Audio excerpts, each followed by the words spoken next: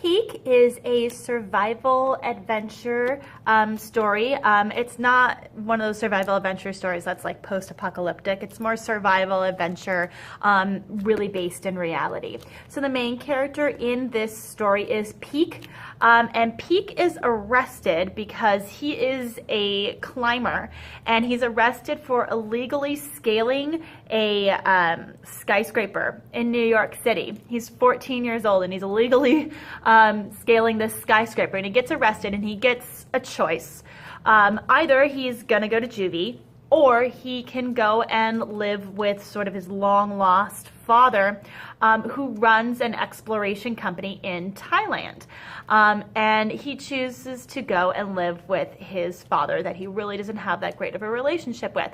So when he goes to live with his father, one of the things that his father decides to give him the opportunity to do is he's going on an exploration up to the top of Mount Everest.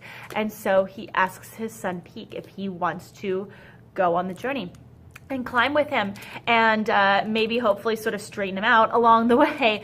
And he decides to do it, but the thing is he wants to try to do it before his 15th birthday, because if he can do it before his 15th birthday, then he'll be the youngest person to be able to scale Mount Everest, the tallest mountain in the world.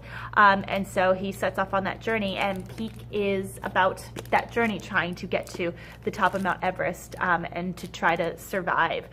You know, we hear today about, you know, people scale Mount Everest all the time and everything, but it really is a very perilous journey to get to the top of Mount Everest. You can't breathe in the air up there. You have to carry oxygen masks with you, and the weather can be bad. I mean, many people have died on the way to the top of Mount Everest. There's actually one of the major landmarks on your way up to the top of Mount Everest is the frozen body of somebody who died climbing to the top of Mount Everest. It was a while ago that he died.